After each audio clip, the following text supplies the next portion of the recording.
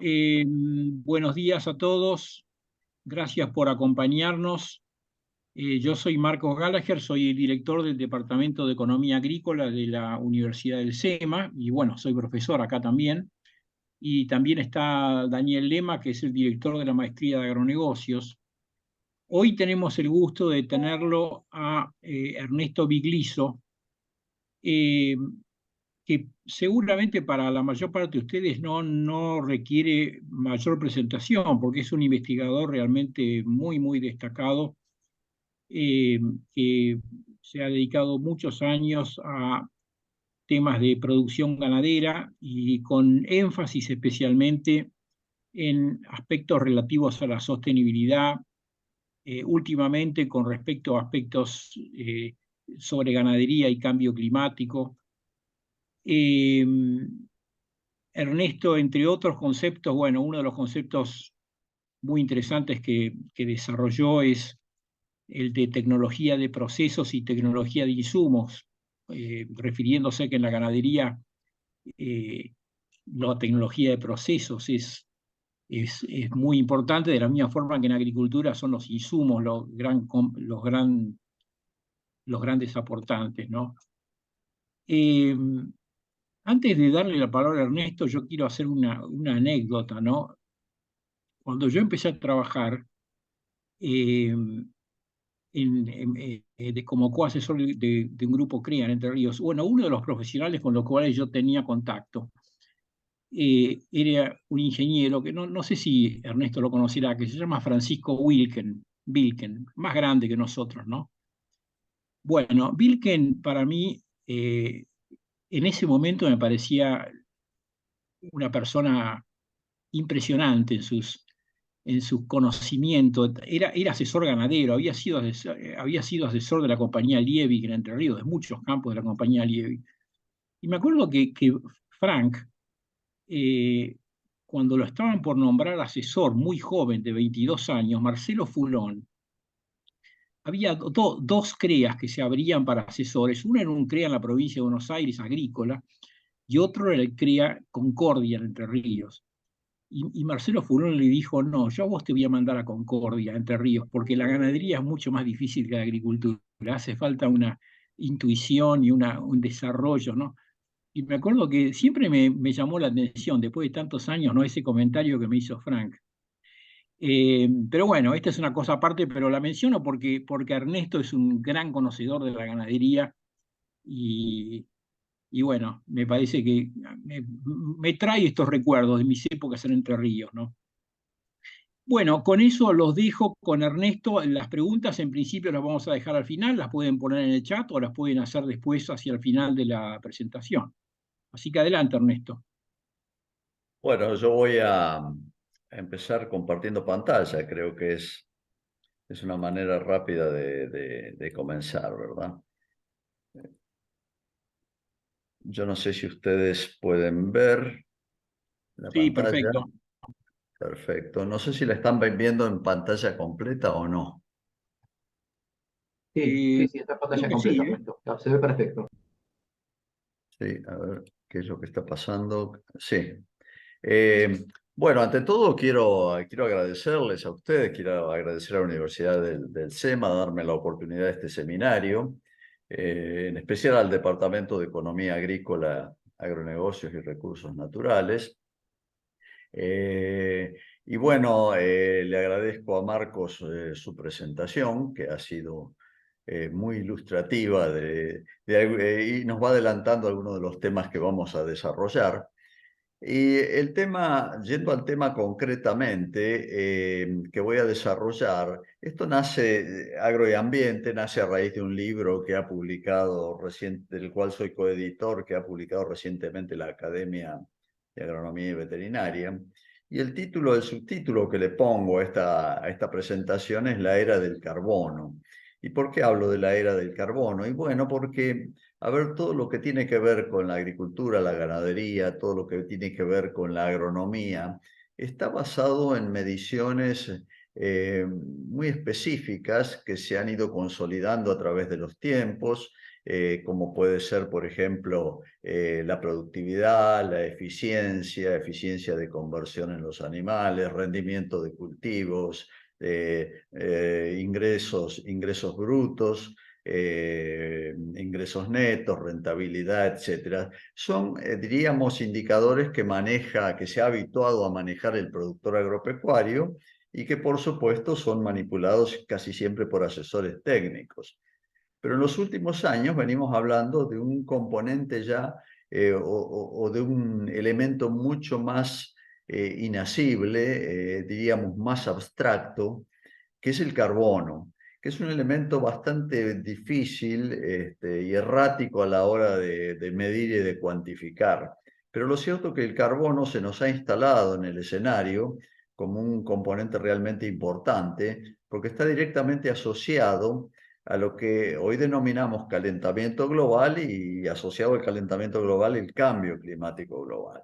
Entonces el carbono empieza ahí a jugar un rol cada vez más importante y es un rol que se proyecta no solamente a los sistemas de producción, sino que se proyecta a otros digamos, ámbitos como son los políticos, los económicos, los ambientales, y empieza a jugar fuerte. Sobre todo empieza a jugar fuerte en algunos, diríamos, en algunos aspectos que tienen que ver con el comercio internacional de los productos y que es algo que nos abre una puerta para que empecemos a fijarnos en esta problemática y empecemos a alinearnos a la solución de los problemas que podemos encontrarle. Yo diría que para arrancar rápidamente, tenemos el problema del cambio climático. Voy a arrancar por este lado porque me parece que el clima global está pesando mucho en la opinión pública, está pesando mucho en nuestra vida cotidiana y están incorporándose casi permanentemente nuevos conocimientos que a lo mejor no los teníamos 5 años atrás. Por eso el primer subtítulo que elegí es Las incógnitas del clima global y le puse también El horno no está para bollos, porque realmente el calentamiento global es un hecho que, aun cuando hay negadores del calentamiento global, es un hecho que está instalado, que no lo podemos ignorar y que hay demasiadas evidencias científicas que lo demuestran. En este gráfico que ustedes ven acá, que es un gráfico relativamente nuevo, perdón, eh, que ha salido hace poco, nos muestra cómo se ha ido desviando la temperatura entre el año 1940 y el 2022, diríamos, para elegir una fecha, o sea, casi 90 años, y vemos cómo partimos de un ambiente que estaba con, digamos, anomalías térmicas mucho más frías, las que están en celeste, respecto a la media de ese periodo, y cómo a medida que progresamos en los años, a partir del año 2000 ya claramente se verifica un aumento muy importante en esa anomalía térmica. Estamos yendo hacia una región más, hacia una zona más caliente y en algunos aspectos esto está insinuando que nos estamos aproximando a un crecimiento exponencial de la temperatura. Y esto está bastante bien representado por una cantidad de imágenes que ha reconstruido la NASA muy recientemente, que va reconstruyendo las temperaturas del planeta. Si arrancáramos desde el año 1920, encontraríamos un planeta que está bastante más frío que el actual. Es un planeta donde las áreas en azul revelan áreas que son, diríamos, más frías de que el promedio del año 1920-2022, o sea, de los últimos 100 años. Vemos cómo hacia el año 1950 ya se insinúa un calentamiento, sobre todo en el hemisferio norte. Ese calentamiento se va desparramando por el resto del globo y lo estamos viendo hacia el año 1990. Y hoy la última imagen publicada por la NASA nos muestra esto, nos muestra un crecimiento realmente impresionante y exponencial de la temperatura, sobre todo en la región del Polo Norte y sobre todo en Europa. En Europa está impactando muy fuerte. Esto lo que nos está mostrando es que el calentamiento global es realmente un hecho que no podemos negar y el planeta se nos está haciendo en algunas regiones del mundo cada vez más inhabitable. Eh, este mapa, diríamos, que ha publicado este año el Washington Post, nos muestra una proyección del número de días con temperaturas superiores a 32 grados centígrados que se avecinan o que nos marcan una tendencia hacia los próximos 30 años y que nos va mostrando zonas de muy alto riesgo para la salud humana. Todo lo que está en colores más oscuros, azules, lo que nos está mostrando son las regiones del planeta, casi todas ubicadas sobre la línea del Ecuador, en los cuales puede llegar a haber más de 180 días con temperaturas superiores a 32 grados. Eso es realmente una temperatura de 32 grados, no sería una anomalía rara en un país que pasa por una estación estival, pero cuando esa temperatura se va acumulando a través del tiempo, se transforma en un verdadero desafío de adaptación a la fisiología humana. Y esto aparentemente se ve con bastante claridad proyectado sobre todo en la línea del Ecuador, y se ve su impacto en África, en la región del sur del Sahara, en la India, en el sudeste asiático y algunas regiones también de Centro y Sudamérica. Lo que está mostrando esto es que quizás lo que llamaríamos hoy la región central del país parecería ser una región menos afectada por este tipo de eventos extremos. Pero de todas maneras, los tenemos que tener permanentemente en vista. Fíjense ustedes lo que ha pasado este año. Esto es una representación de la semana del 7 al 14 de julio de este año, lo que ha ocurrido en el verano europeo, las olas de calor que han ido ocurriendo, cómo se han sucedido y cómo ha sido afectado sobre todo el sur de Europa, el norte del África y el Medio Oriente.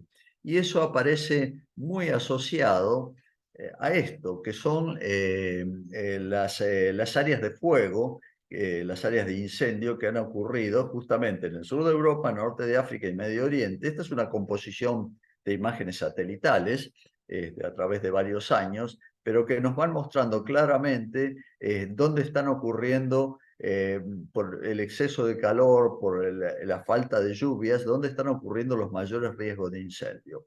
Y este es un aspecto que tiene muy preocupados realmente a los europeos en estos momentos. O sea, todos son problemas que se van asociando, se van encadenando. Una mayor temperatura va asociada a un mayor desecamiento de los ecosistemas y por lo tanto es como Yesca, donde hay mucha biomasa seca, rápidamente puede arder. Y esto es lo que está mostrando. Este año hemos tenido en Grecia sobre todo, hemos tenido episodios de incendio de gran magnitud que ha costado mucho sofocarlo. Entonces son problemas que se van asociando al calentamiento global y a este cambio climático. Estas son imágenes que nos muestran han ido evolucionando las olas de calor severo en ciudades de América Latina y el Caribe entre los años 1981 y 1990, por un lado, el primer mapa, que sería el mapa de la izquierda, y entre 2011 y 2020. Y vemos una notable intensificación de las olas de calor también en el hemisferio sur, pero que están concentradas sobre todo en un sector del Brasil, diríamos el sector que hoy ocupa actualmente el Cerrado brasileño y también el borde inferior del Amazonas. Nuevamente lo que se puede observar es que a pesar de los incrementos que han ocurrido en la incidencia de estas olas de calor, dentro de todo, gran parte del país, lo que sería la región central del país, no está sufriendo cambios muy severos en esta temática. Y bueno, eso nos da egoístamente, diríamos, una cierta tranquilidad y una mejor calidad de vida. Si no, la pasaríamos realmente muy mal. Ahí en las referencias que están a la izquierda, ustedes ven el número de olas de calor severo que van ocurriendo en las regiones más oscuras, o sea, en las que están marcadas ahí. Y también con el tamaño de los círculos, la cantidad o el tamaño de la población de las ciudades que han sido afectadas. Entonces, todo esto tenemos que ir computándolo. Estos son, diríamos, informaciones relativamente nuevas, novedosas, que tenemos que ir incorporándolas porque nos van a exigir en el futuro seguramente un esfuerzo de adaptación muy importante al cambio climático, ¿no? Y más allá del calentamiento aparecen también situaciones bastante extremas en cuanto a las lluvias. Este mapa que yo les estoy mostrando corresponde digamos, al verano del hemisferio norte, pero lo que se puede ver allí es que los porcentajes de lluvia respecto a la media que están ocurriendo, que han ocurrido en junio del año 2023. Y lo que se puede apreciar allí es que ha habido decrecimientos muy importantes en las precipitaciones y vastas regiones del norte del planeta o del hemisferio norte han quedado en situaciones de sequía bastante extremas. Y también lo que se puede observar es esta enorme sequía que hemos experimentado los argentinos en los últimos 3 años. Allí aparece una región en marrón que nos está mostrando digamos, la intensidad del evento que venimos sufriendo. Entonces, temperatura altera todo el sistema climático global y afecta naturalmente las lluvias.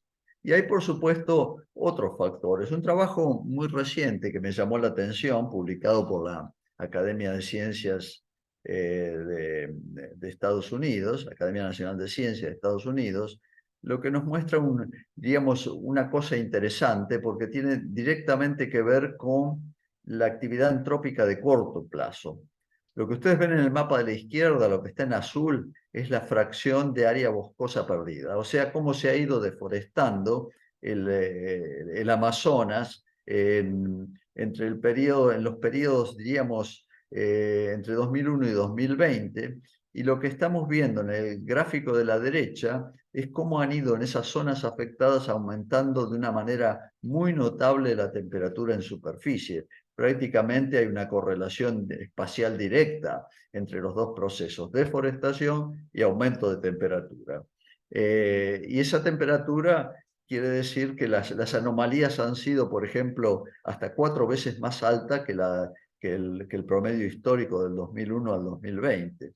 Y esto lo que indica es que claramente la pérdida de bosques estaría explicando este fenómeno de calentamiento en la región, que tiene a su vez un impacto sobre regiones vecinas. Parece que hay como una especie de teleconexión entre el Amazonas, que es un gran productor de humedad por evapotranspiración, que cuando se va deforestando, las corrientes de aire que venían cargadas de humedad y precipitaban hacia el sur de la región empiezan a complicarse.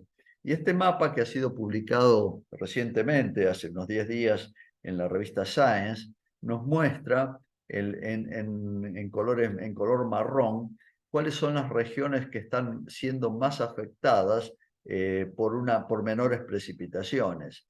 Y se ve naturalmente que el hemisferio sur es el subcontinente que está siendo más afectado en su disponibilidad de agua, y vemos ese manchón en el Brasil que está representando precisamente el área más afectada por deforestación y cómo ese efecto impacta y se proyecta sobre todo más hacia el sur, hacia lo que llamaríamos el noreste argentino, y causa episodios de menor disponibilidad de agua, de menores precipitaciones, porque naturalmente el sistema climático es un sistema muy complejo, con múltiples conexiones, y una región, lo que pasa en una región del Brasil, que a nosotros nos puede estar llamando la atención, tiene un impacto también más al sur, tiene un impacto sobre Argentina, sobre Uruguay, y bueno, fíjense ustedes de qué magnitud es este problema que en esta semana y la semana pasada nos han hablado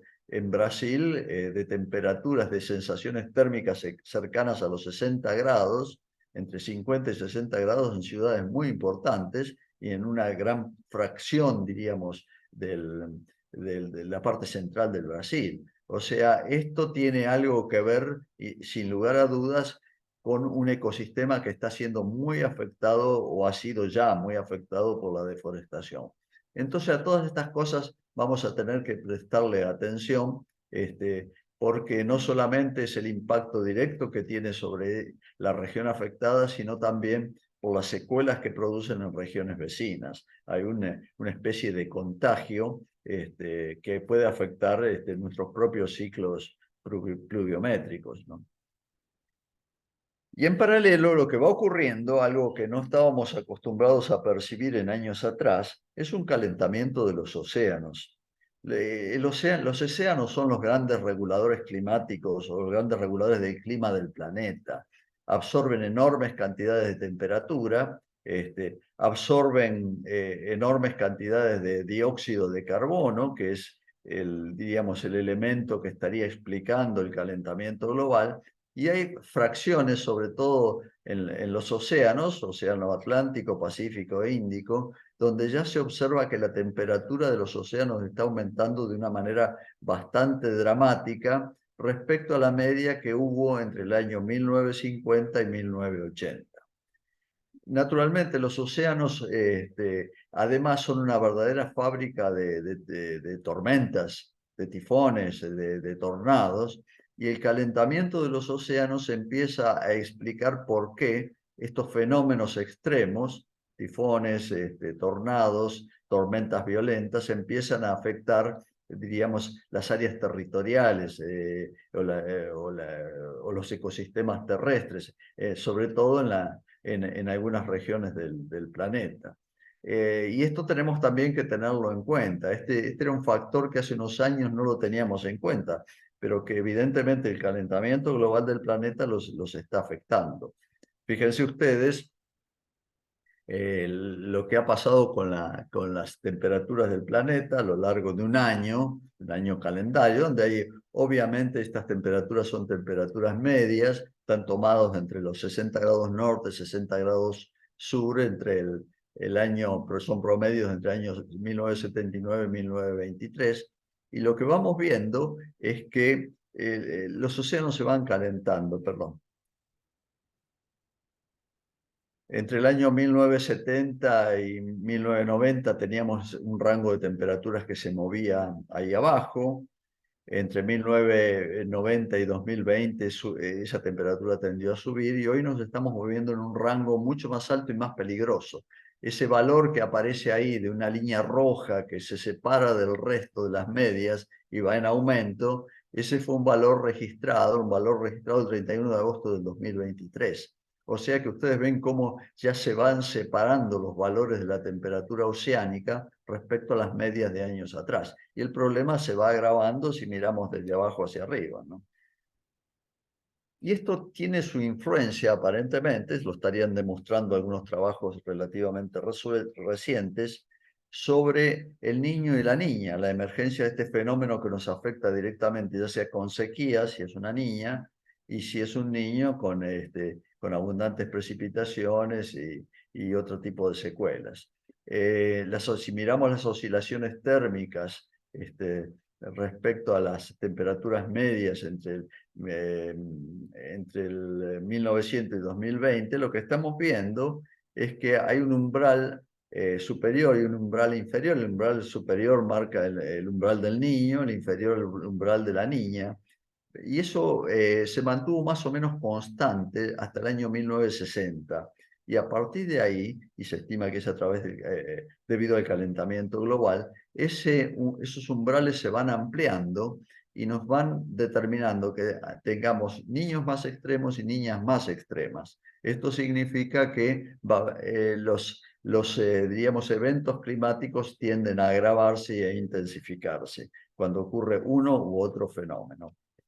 Y bueno, otro fenómeno que recién aparece, recién está publicado, ha sido publicado esto la semana pasada, por ejemplo, en la revista Nature, que nos va mostrando una tendencia a que van ocurriendo más fenómenos múltiples de la niña en los últimos 50 años. Si nosotros vamos de izquierda a 1920 y llegamos hasta el año actual, 2022, encontramos con que se van multiplicando los eventos múltiples de la niña. O sea, hay cada vez más niñas seguidas, que es lo que hemos tenido en realidad los últimos 3 años en la Argentina. Una niña prolongada que ha tenido un impacto importante sobre el clima argentino y ha afectado las cosechas y la economía y todo lo que sabemos, ¿no?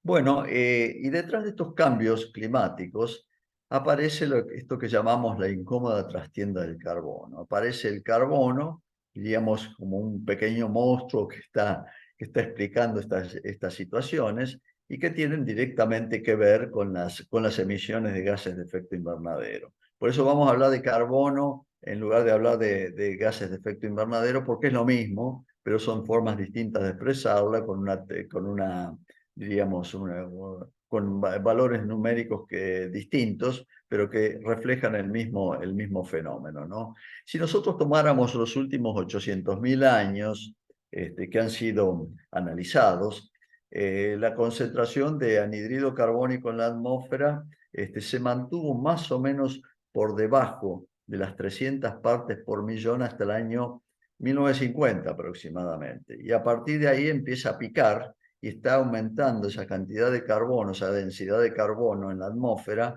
a tasas exponenciales. Hoy estamos, en el año 2018, estábamos en 408 partes por millón. Esto oscila de año a año, pero actualmente se calcula que está 420 o un poco más. O sea, sigue subiendo.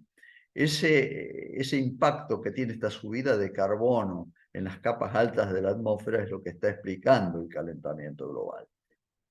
Y si nosotros tomáramos cómo ha ido evolucionando las emisiones globales de anhidrido carbónico de origen fósil, o sea, por quema de combustibles fósiles, entre el año 60 y el 2022, vemos que lleva una tendencia bastante estable y persistente, y solo ha habido algunos bajones que se han debido a distintas razones que han ocurrido en la política o en el planeta, como la primera crisis del petróleo, la segunda, la disolución de la Unión Soviética, la crisis financiera global del 2008, la pandemia del COVID del 2019, sí, a partir del 2019, que bajó notablemente las emisiones, como se ha comprobado, pero siempre la tendencia tiende al aumento. Y hoy estamos ya acercándonos a una emisión de 38 gigatoneladas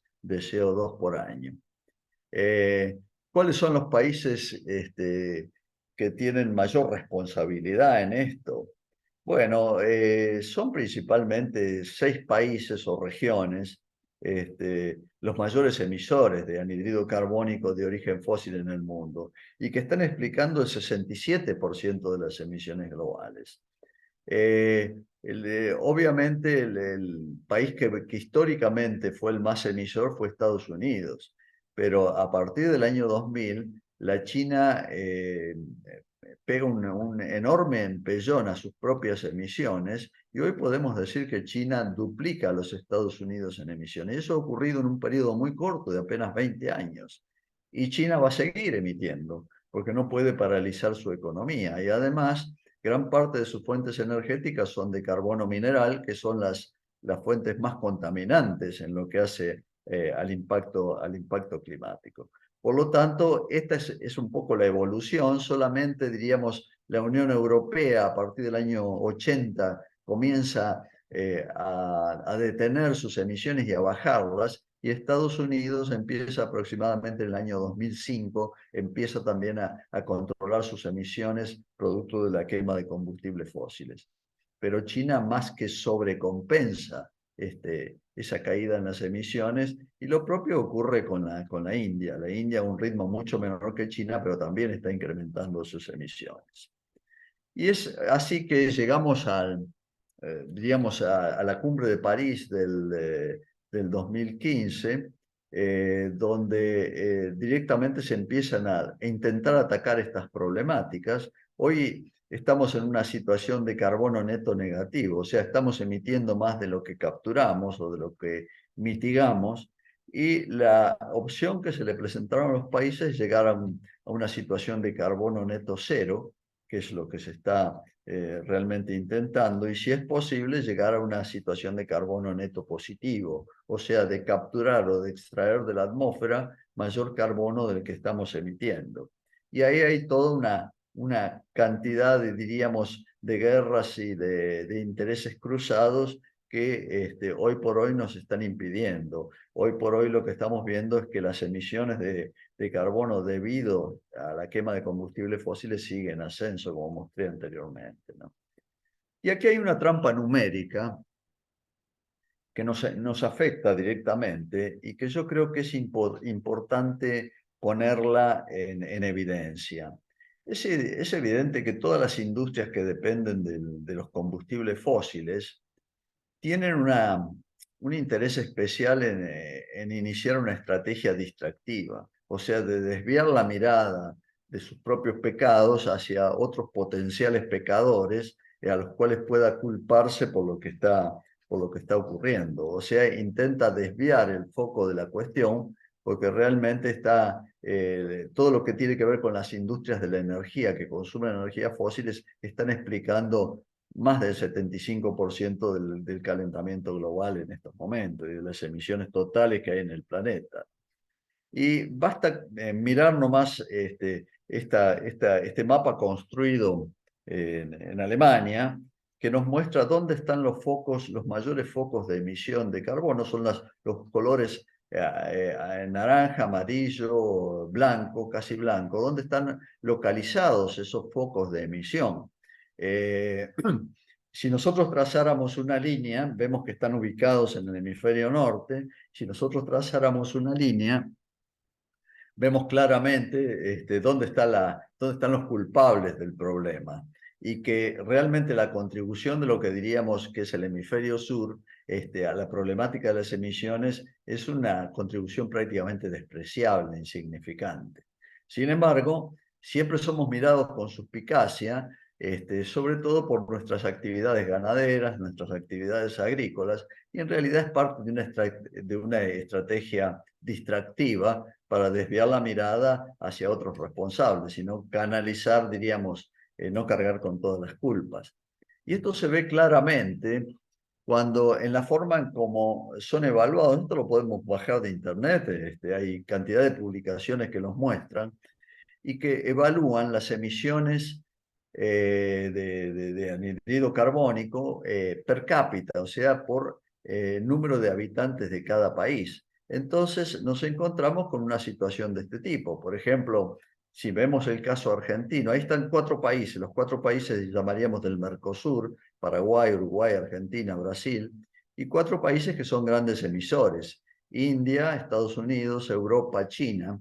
Y si miramos nosotros, nos evalúan a través de la cantidad de carbono que emitimos por cabeza, nos vamos a encontrar, por ejemplo, que estamos a un nivel equivalente los argentinos a Europa, emitimos más que la China e emitimos muchas veces más que la India.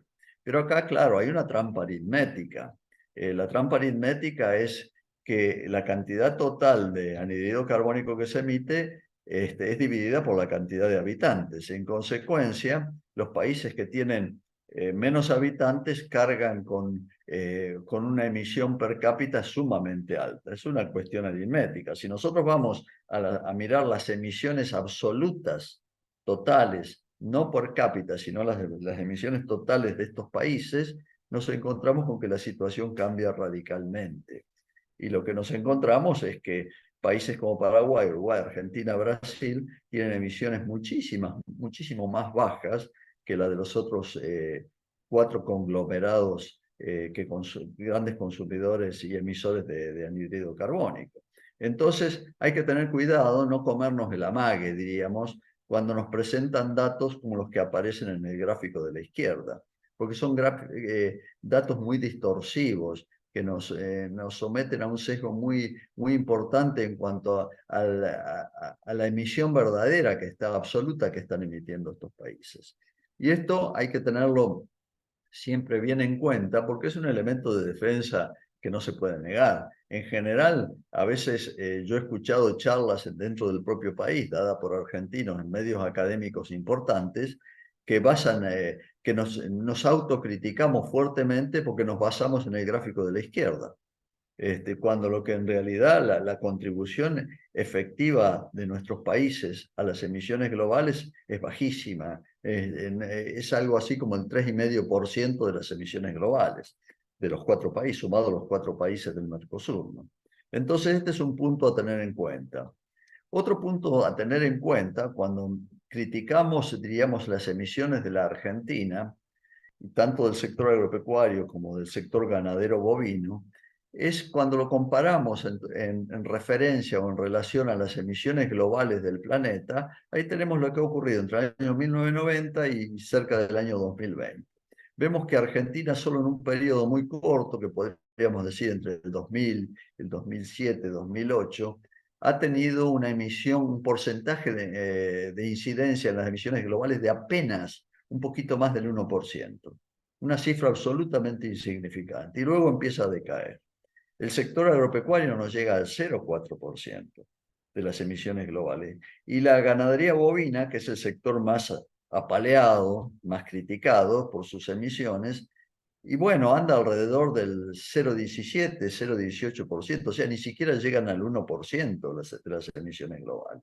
Entonces, estos números los tenemos que tener en la cabeza, porque sabemos que nos están vendiendo una historia cambiando, una historia que no representa lo que realmente estamos impactando en el clima global. Y bueno, yendo al tema del carbono global, a mí me gustaría ver un poco la temática de cuál es la dinámica de los stocks de carbono que hay y los flujos de carbono que se transfieren de un lugar a otro. Aquí tenemos una historia que es interesante mirarla a una escala muy grande, que es la escala del planeta. Y lo que podemos ver ahí, estas son mediciones que se han iniciado, trabajos muy serios que se han iniciado años atrás, sobre todo a partir, diríamos, de los años 80 y 90, donde se miden, por un lado, se tratan de ver cuáles son las fuentes de emisión, las principales fuentes de emisión de carbono, que vienen por dos lados: carbono fósil, o sea, los combustibles fósiles que se queman, y por el otro, cambios en el uso de la tierra, o sea, del cero para arriba, diríamos, en la escala que estamos midiendo. Son las dos grandes fuentes de emisión. Y el uso de cambios en el uso de la tierra se refiere sobre todo a los procesos de deforestación que están ocurriendo en algunas regiones del mundo. Y del cero hacia abajo lo que tenemos es cuáles son los sumideros de captura de carbono, o sea, cómo se está absorbiendo ese carbono que es emitido. Y allí tenemos un sumidero oceánico, que es todo el carbono que se incorpora a los océanos, que se saca de la atmósfera y queda incorporado en los océanos. Los sumideros terrestres, que son todos los que tienen que ver con los biomas terrestres, los bosques, los pastizales, las pasturas, las tierras donde hay vegetación. Y aparece el tercer sumidero, que es el sumidero atmosférico, que es todo el carbono que se acumula en la atmósfera y que es el que nos explica este calentamiento global. Entonces tenemos por un lado fuentes de emisión y por otro lado sumideros de captura. Y ustedes ven que hasta el año, diríamos, 1940, 1950, tanto las fuentes como los sumideros tenían relativamente poca importancia en el planeta, no afectaban el clima del planeta. Pero a partir de ese momento empieza una verdadera explosión, crecen exponencialmente las emisiones, y también empiezan a actuar con mayor intensidad los sumideros. Este es un cuadro que presenta, diríamos, las 5 grandes variables que explican el balance de carbono de la atmósfera. Hoy esto está todo en discusión. Como dice acá abajo, dice: el balance neto es todavía motivo de una intensa investigación. Quiere decir que no hay acuerdo total todavía en la ciencia. Pero lo que estamos viendo es que si analizamos por un lado las fuentes de emisión de carbono, aproximadamente el 89%, casi el 90% proviene es carbono fósil, carbono extraído del subsuelo, del petróleo y de los combustibles fósiles en general. Y el 11% restante corresponde a cambios en el uso de la tierra, sobre todo la deforestación. Ahora bien, con ese carbono que se tira a la atmósfera, se arroja a la atmósfera, aproximadamente un 47% va a parar a la atmósfera, que es lo que nos provoca el calentamiento global. Un 28% es captado por los ecosistemas terrestres, o sea, secuestrado en la vegetación y en el suelo, y otro 25% es capturado por los océanos. Entonces vemos cómo se van particionando las emisiones de carbono entre estas fuentes y estos sumideros oceánico, terrestre y atmosférico. Esto tiende un poquito a explicar dónde estamos. Ahí hay algunos números que yo no los voy a relatar porque nos confundirían más que otra cosa. Y por otro lado, esto que vimos tiene que ver con los stocks de carbono. Pero ocurre de que hay flujos de carbono también. O sea, cuando un país para producir quema combustibles fósiles, genera un producto y ese producto lo exporta, es como si estuviera exportando carbono desde el país productor hacia el país comprador o importador de la mercadería que se está produciendo. Hoy China, por ejemplo, quema enormes cantidades de combustibles fósiles para haberse transformado en una potencia industrial de alcance global. China vende sus productos y con ello lo que está haciendo es de alguna manera contribuir a la sustentabilidad del otro país que no necesita quemar combustibles fósiles para tener acceso a sus productos. Directamente los compra a la China en este caso, y la China lo que hace es, junto con el producto, le transfiere un servicio de mitigación de emisiones, pero se los carga, por supuesto, a su propia cuenta. Entonces hoy tenemos, en este caso, es un trabajo publicado que ya tiene unos años, tiene 10 años, 16 flujos dominantes de transferencia de carbono fósil a través del comercio de bienes y servicios desde los países exportadores a los países importadores. Vemos que casi todo ocurre en el hemisferio norte, o sea, hay muy poca influencia del hemisferio sur en esos flujos dominantes. Los 16 flujos dominantes son flujos del norte, diríamos. El resto también existe, pero ni siquiera los ha considerado el autor. Y también en lo que hace a los cambios en el uso de la tierra, que derivan principalmente a través de la producción de alimentos, de las cadenas agroalimentarias que se exportan desde algunos países a otros países. Por ejemplo, Brasil, que ha deforestado con una intensidad muy alta sus bosques tropicales para convertirlos en campos ganaderos y convertirlos en campos ojeros, exporta esos productos a países, por ejemplo, como la China. La mayor, diríamos, el mayor flujo es hacia la China, y vemos cómo eso, diríamos, implica también que la China está ahorrando producir esos alimentos y esos productos agroindustriales dentro de su propio territorio.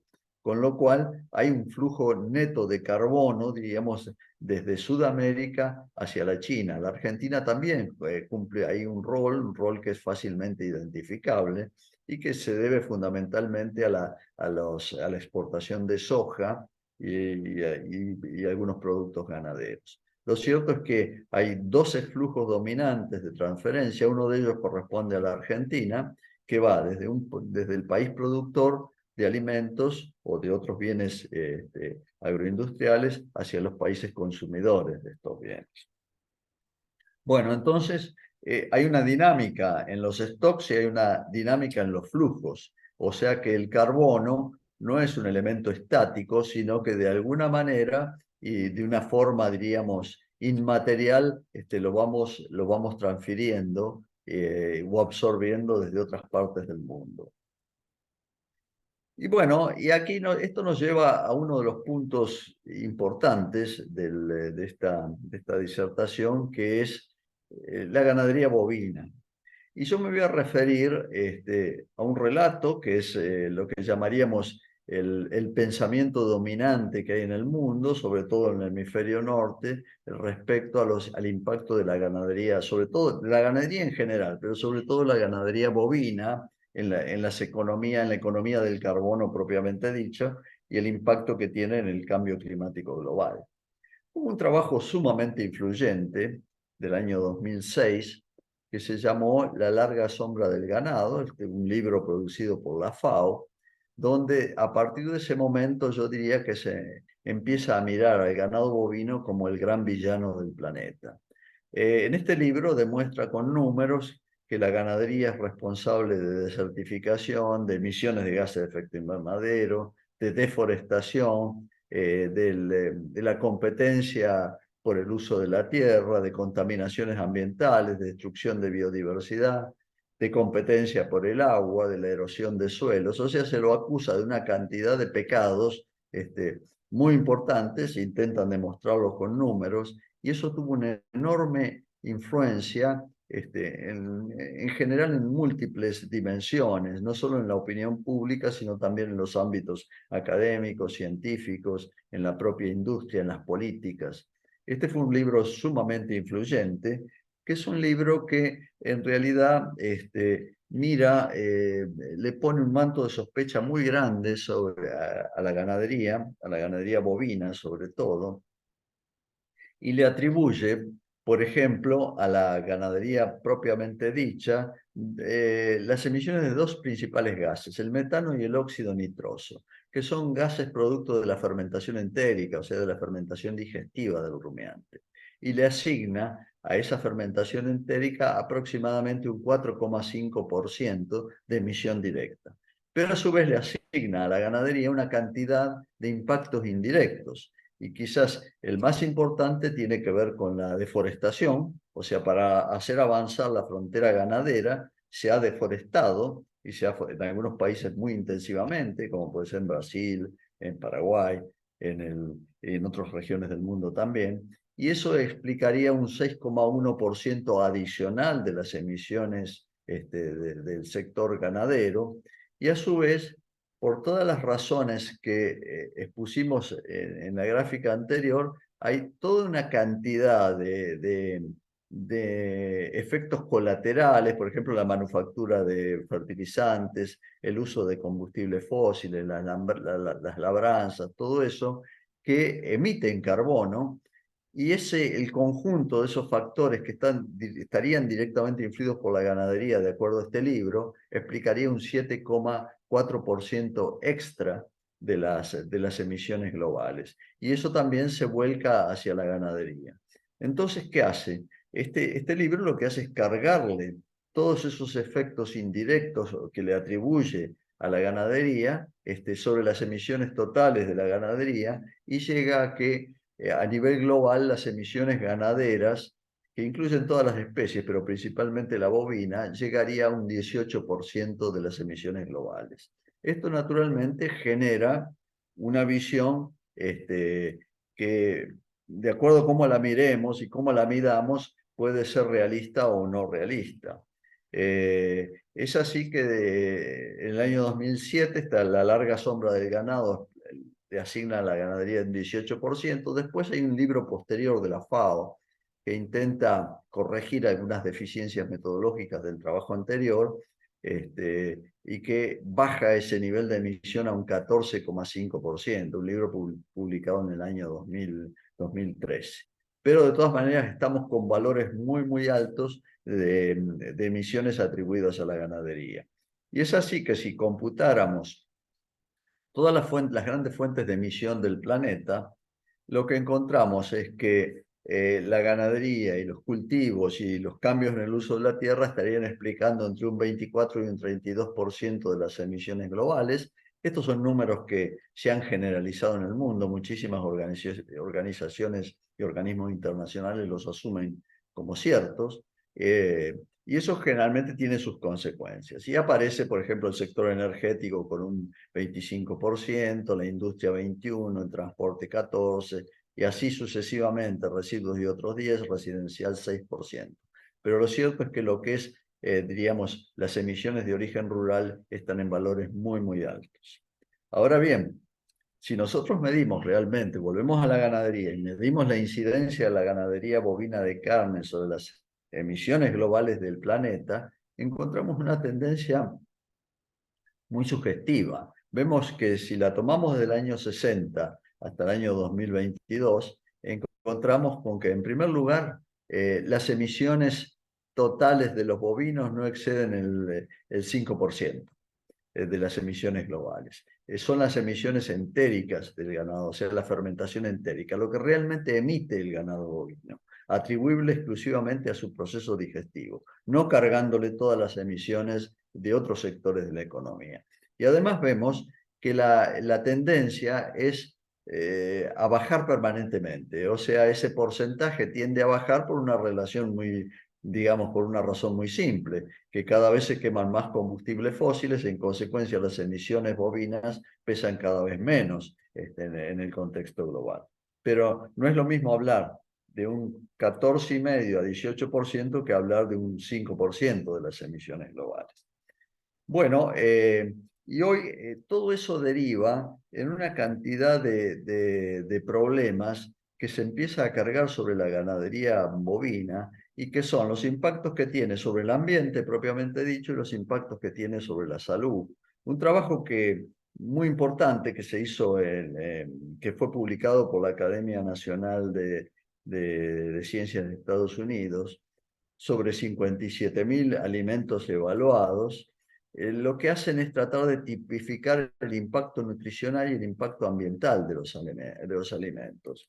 Entonces, 4 cuadrantes ubican. A la izquierda tendríamos los alimentos muy saludables y saludables, pero que tienen alto, muy alto o bajo impacto sobre el ambiente, y a la derecha diríamos las peores situaciones, poco saludables y impactos ambientales que varían en su intensidad. Entonces, ¿a qué conclusión llega este trabajo?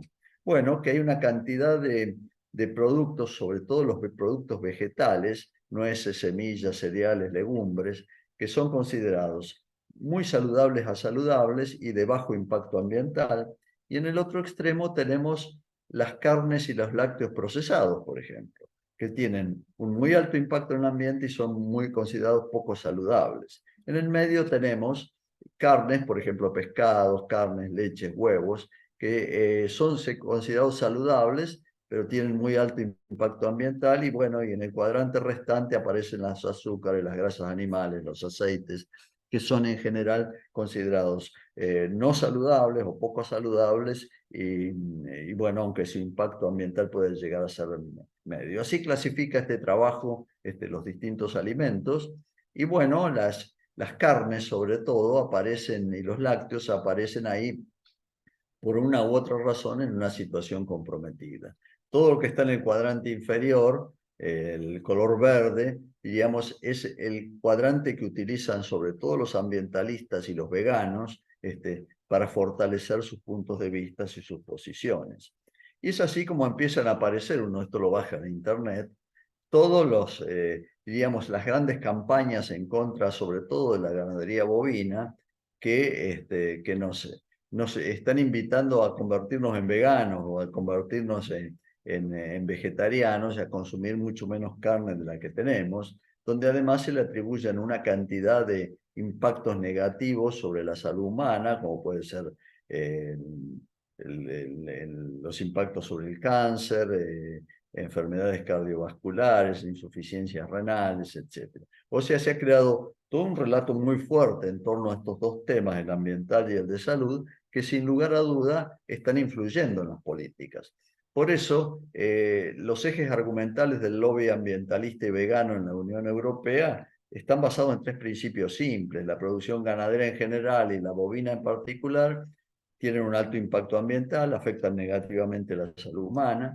Para producir proteínas, la ganadería demanda consumir grandes cantidades de tierra y agua, emite grandes volúmenes de gases de efecto invernadero y contaminantes del ambiente.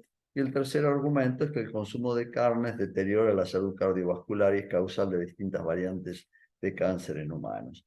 Todo esto ha determinado que en gran medida está definiendo, delineando las políticas europeas. Por ejemplo, el Pacto Verde Europeo, que es sancionado en el año 2019, o sea, recientemente, tiene un impacto, está basado fundamentalmente en estos criterios, y es así como el impacto ambiental de la ganadería y de otras actividades humanas empieza a tener influencia.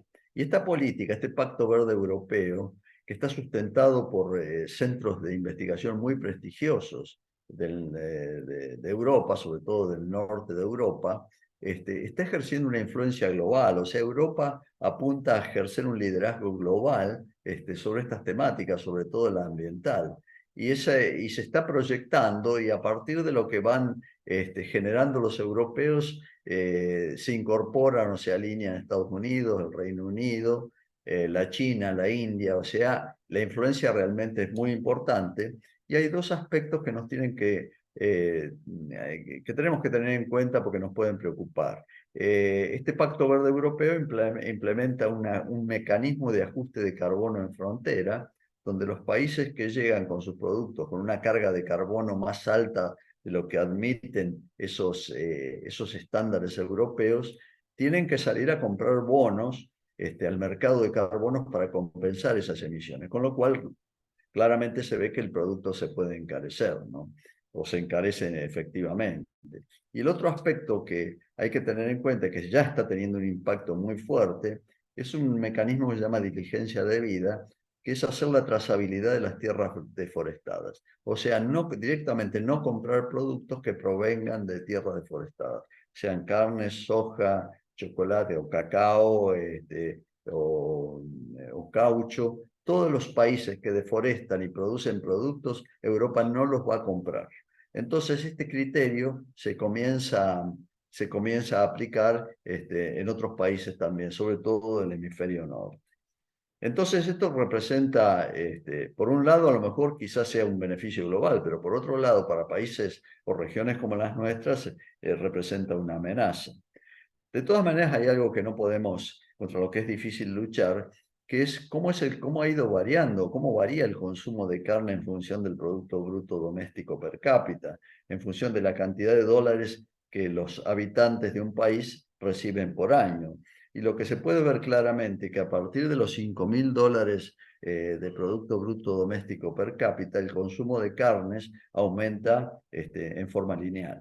Con lo cual hay fuerzas que se están oponiendo. Por un lado están todas estas fuerzas asociadas a la problemática ambiental, de la salud humana, y por otro lado la tendencia natural de los países que van incorporando más gente a las clases medias es a consumir más carnes. Entonces ahí se está librando, diríamos, una verdadera batalla. Y aquí tenemos que ir a un punto que es esencial para nuestros intereses, que es cómo medimos el carbono, cómo es la métrica del carbono y su impacto en el agronegocio. Yo no sé cómo andamos de tiempo. Andamos bien, andamos perfecto. Estamos en una hora, pero tu charla es muy importante, así que estamos bien. Bueno, entonces vamos a tratar de apurar un poquito. Tenemos dos métricas distintas hoy para medir el carbono en la producción, sobre todo en la producción ganadera. Por un lado, la huella de carbono, que es la emisión de carbono por tonelada de carne, así se la mide, y que es la métrica que utilizan sobre todo los europeos, y con esta métrica van a imponer ese ajuste de carbono en frontera que se está implementando. Y por otro lado tenemos una visión más nuestra, diríamos, más del hemisferio sur, que es la concepción de balance de carbono, que no solamente mide emisión, la huella de carbono solo mide emisiones, sino que también mide la captura de carbono por hectárea. Y es así que este concepto nos lleva a la huella de carbono, que es lo que los europeos están midiendo. Y lo que hace la huella de carbono es sencillamente tomar los distintos eslabones de una cadena, que puede ser de la carne o de otro producto, van midiendo las emisiones en cada uno de estos eslabones, desde los cambios en el uso de la tierra hasta el predio rural, el procesamiento, por ejemplo, en frigorífico.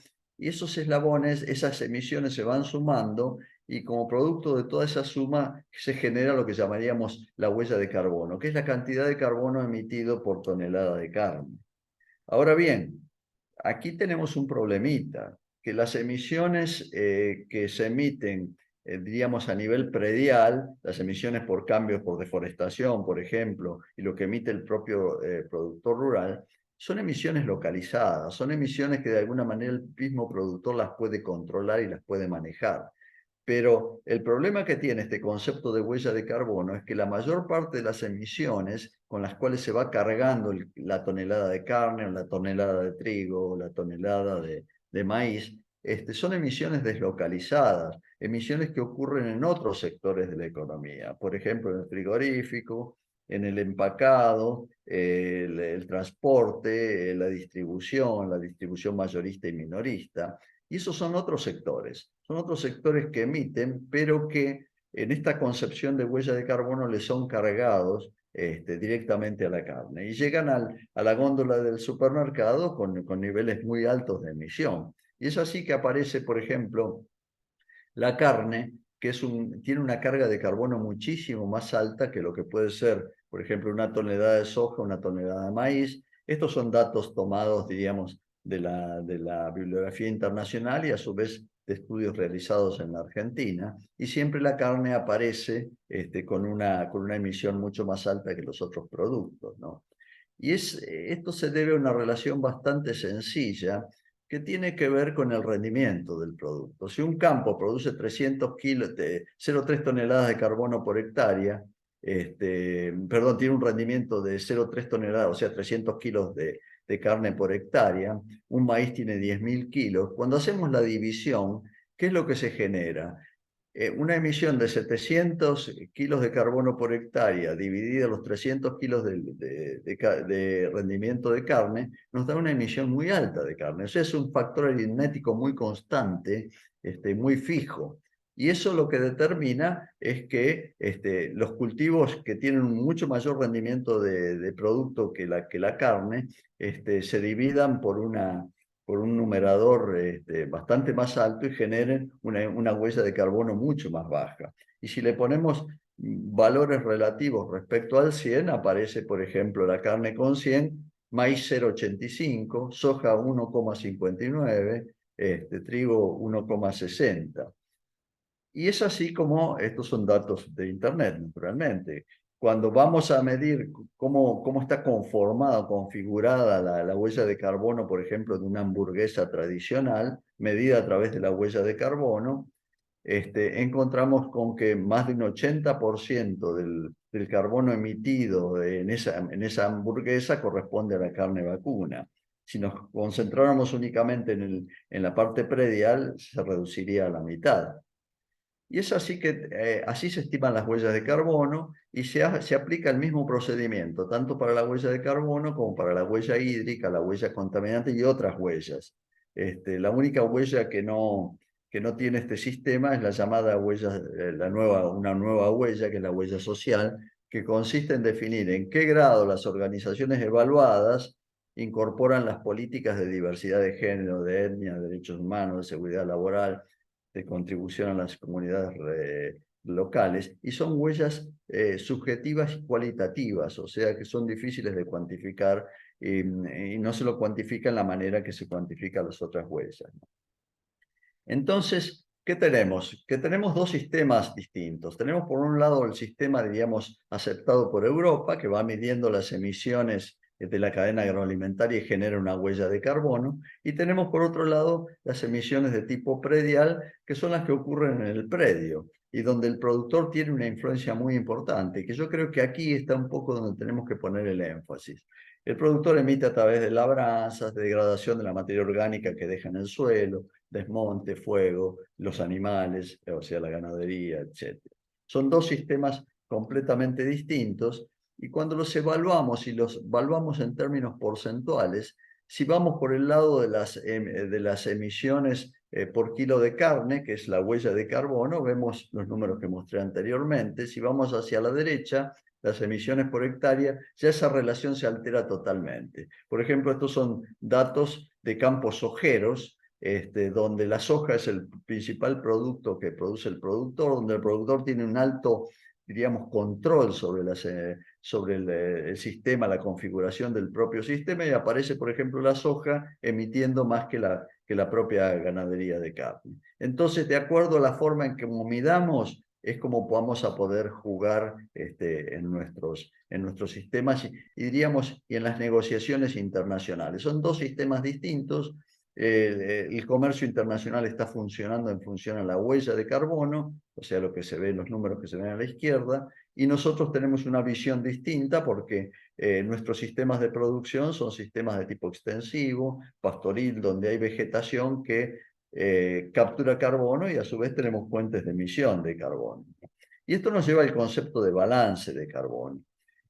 Tenemos por un lado las emisiones, por otro lado tenemos capturas y secuestros de carbono. Todo donde hay vegetación hay fotosíntesis y donde hay fotosíntesis hay captura. La huella de carbono no captura esta parte, esta última parte diríamos, de secuestro de carbono.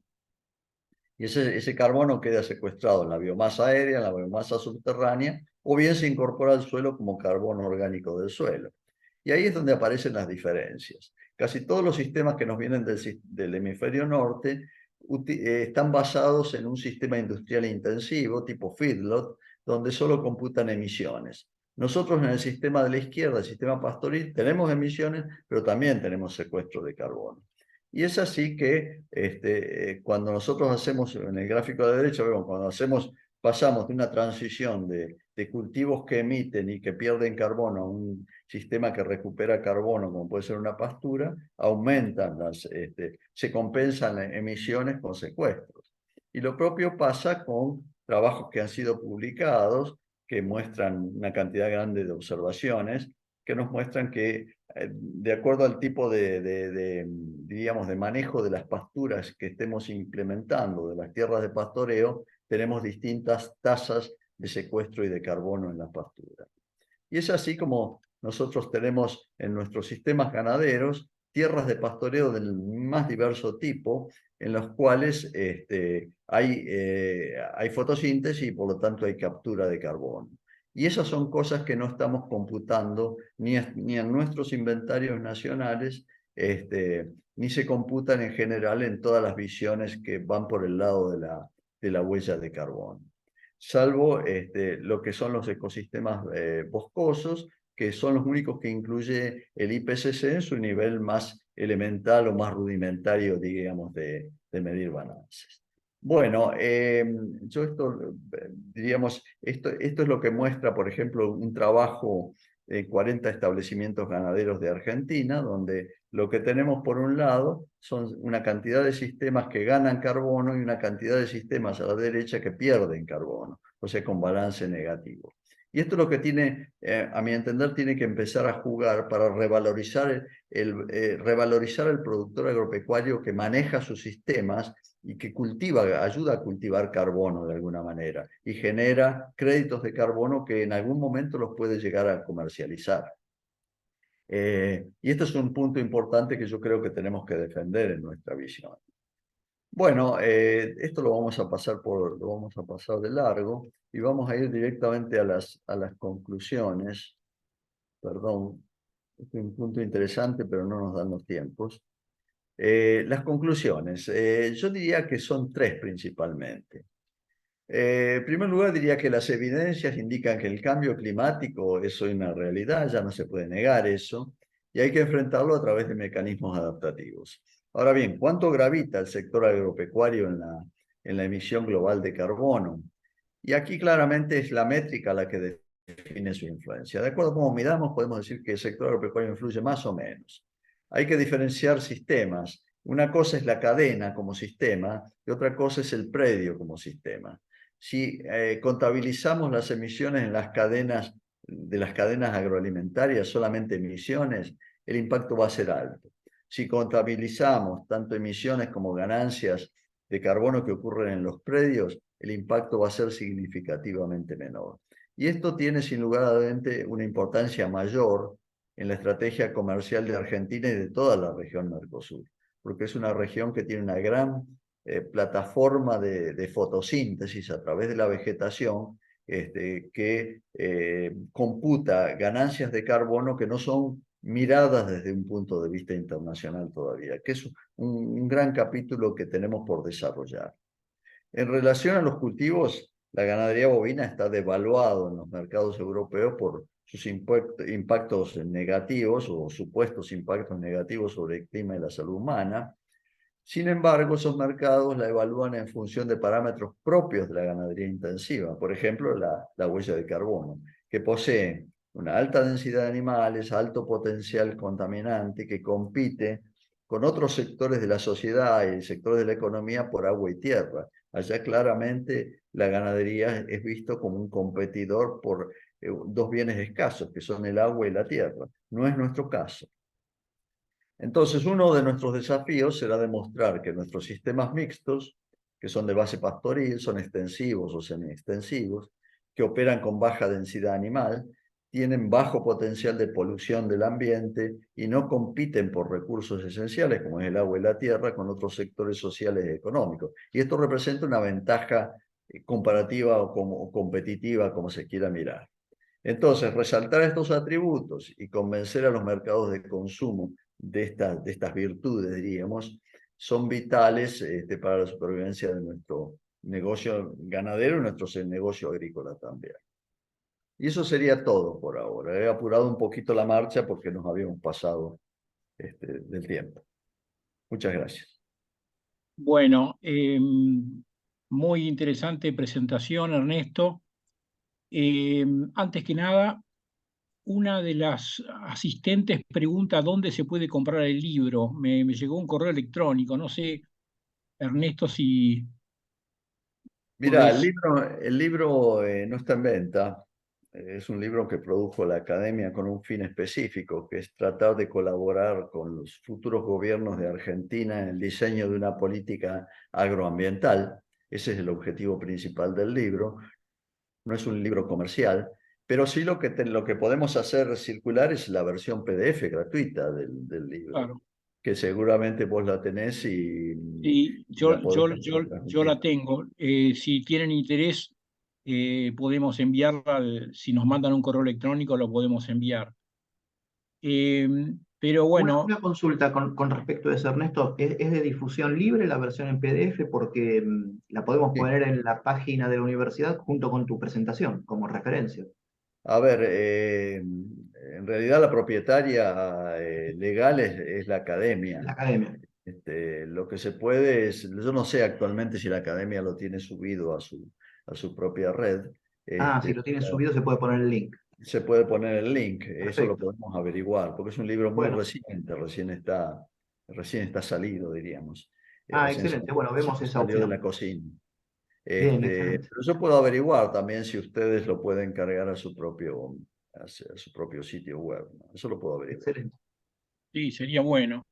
No, bueno, a mí, tenemos algunos minutos para preguntas. La reflexión que me queda es, una reflexión es que yo que tenía cierto escepticismo con respecto al cambio climático, bueno, ese escepticismo, esta presentación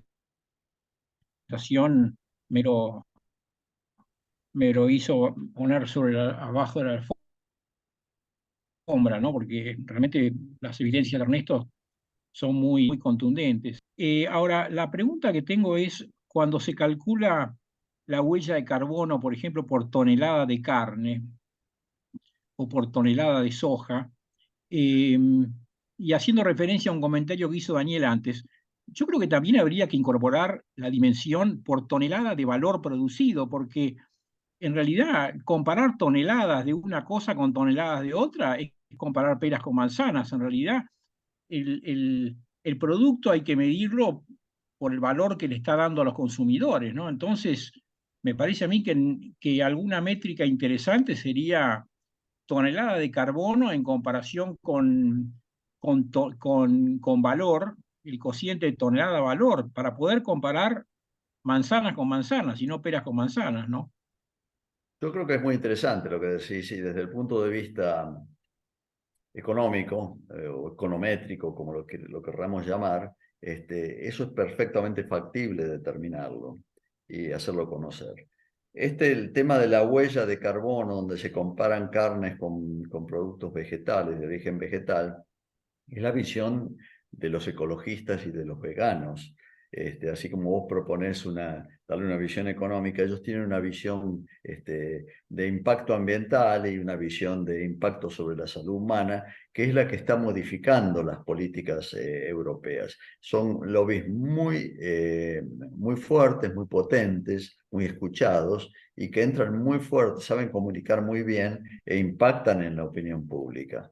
Entonces, yo creo que cualquiera de las dos vías para evaluar estas cosas están abiertas. Lo que ocurre es que ellos nos van ganando por goleada en todo esto. Mirados desde el punto de vista del valor económico, van a aparecer valores completamente distintos y discordantes respecto a la visión de veganos y ambientalistas. Bueno, perfecto. Bueno, Daniel, no sé si tenés algunas preguntas que podemos, algunos minutos. Está muteado, Daniel. Sí, perdón. Mira, hay una pregunta aquí en el question and answer que dice Marcelo Fernández, ante esta nueva reglamentación sobre los productos provenientes de regiones deforestadas, ¿qué estrategia propones para esclarecer la situación en Argentina? Bueno, la Argentina no es un país específicamente complicado en este sentido. Argentina bajó mucho sus tasas de deforestación desde el año 2010 a la actualidad. Yo creo que los países que están realmente complicados en esto y ya están teniendo problemas son sobre todo Brasil y Paraguay. Ahí no hay mucho escape porque es muy contundente ese mecanismo que aplican. Lo que viene de zonas deforestadas, están haciendo un seguimiento satelital muy estrecho sobre estas problemáticas y claramente no va a ser fácil superar esa barrera, que es una barrera que algunos consideran proteccionista, otros consideran una barrera puramente ambiental, otros una barrera de tipo comercial, ahí se mezclan un poco los tantos. Pero lo cierto es que tiene por finalidad meterle mucha presión a los grandes deforestadores mundiales. Brasil es el país, yo diría, más complicado en el mundo en estos momentos en términos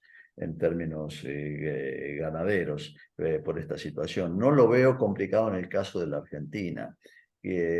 Argentina ha bajado mucho y por lo tanto, porque digamos esto empieza a regir a partir de determinado momento, creo que es a partir del 1 de enero del 2020, o sea, las deforestaciones posteriores a esa fecha es las que empiezan a ser afectadas, las anteriores no. Argentina viene deforestando o deforestó desde periodos anteriores y en ese caso no entraría dentro de ese régimen, ¿no? Es una buena pregunta la de Marcelo. Sí, Sí. muy importante. Mira, agrego que este año hicimos un seminario con Mariana Contegrand, que hizo un trabajo justamente sobre este tema para ver la incidencia y lo que encuentra ella es coincidente con lo que estaba señalando Ernesto, que para Argentina el impacto es relativamente menor por los dos motivos que señalabas. Uno, por la incidencia de la deforestación y por el tipo de productos que estamos vendiendo, y sí es mucho más importante para Paraguay y Brasil. Sí, sí, efectivamente. Aquí hay otra pregunta de María Murmis, que dice muchas gracias por señalar estos aspectos tan importantes por parte de propios y también organismos como FAO, que deberían ser más rigurosos en la presentación de asuntos.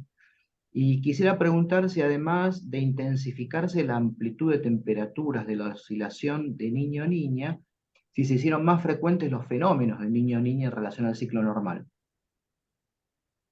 Bueno, eso es lo que parece estar demostrando las últimas evidencias, ¿no? Si eso está realmente ocurriendo, hasta ahora yo encontré un solo trabajo que se ocupa de eso, un trabajo importante, pero es un solo trabajo. Este, Cuando entremos en años niña, estamos comprometidos, o sea, evidentemente esta región del mundo que es afectado por los fenómenos niño-niña, si los fenómenos niñas empiezan a ser más frecuentes, y más intensos en su duración, evidentemente vamos a tener problemas como los que hemos tenido en estos últimos 3 años, ¿no? En eso es lo único que yo me animo a decir, digamos. Pero tenemos que tener en cuenta y quizás empezar a pensar en tecnologías adaptativas que nos permitan ver cómo le escapamos a ese tipo de situaciones. Una pregunta, voy a meter cuchara acá. La ganadería argentina, yo tengo la impresión que la ganadería argentina en las últimas 2 o 3 décadas se ha intensificado de forma notable. Es una impresión por la ventana, digamos, ¿no? Por de pronto, el avance de la agricultura le ha restado 17 millones de hectáreas, más o menos, en los últimos 30 años. En la medida de que ha ocurrido esta intensificación, en base a suplementación especialmente, y bueno, y forrajes, transferencia de forrajes entre estaciones, no lleva a un empeoramiento de la ganadería en términos de huella de carbono. ¿Es significativo esta intensificación a dónde está llevando o no? Bueno, es una muy buena pregunta también, ¿no? En general podemos decir que aproximadamente en un 70-80%, perdón, en un 20 o un 30% del tiempo total del ciclo de la hacienda puede tener un tratamiento más intensivo, o sea, el engorde final, digamos, la terminación del animal que puede hacerse bajo condiciones más intensivas, tipo engorde a corral o feedlot o como se le quiera llamar. Esa es la fase de intensificación de nuestra ganadería. El feedlot puro que va desde el principio del ciclo de vida del animal es menos habitual.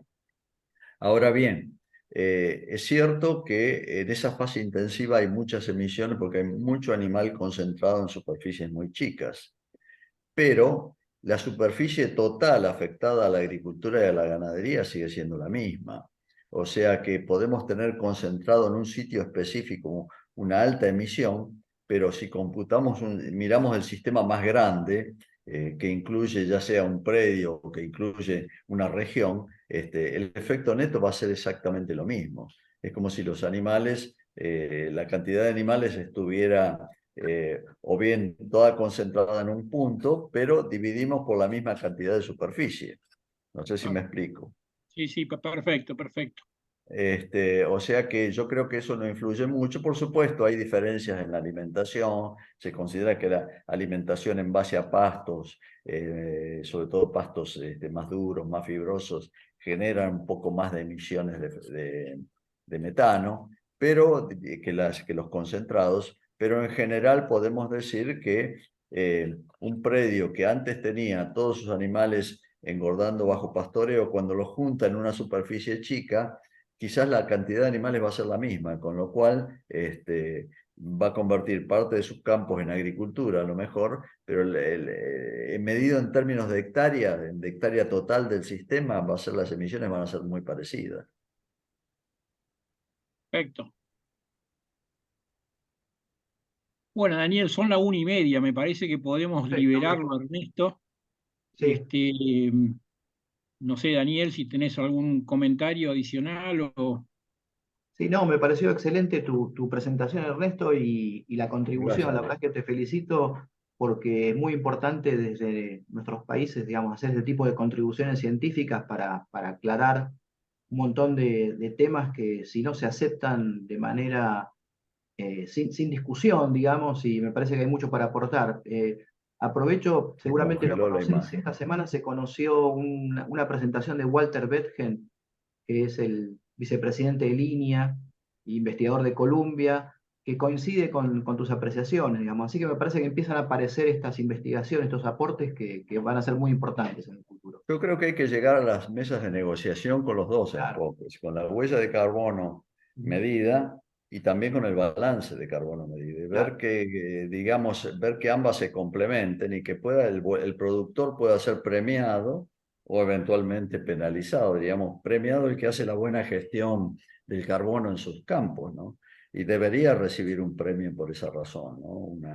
Un reconocimiento.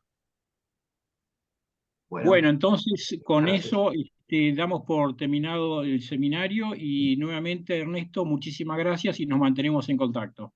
Seguimos en contacto, sí. Bueno, un saludo. Ha sido Chao, un Muchas gracias gusto, a Daniel. les todos. Chao, agradezco chao. mucho. Chao.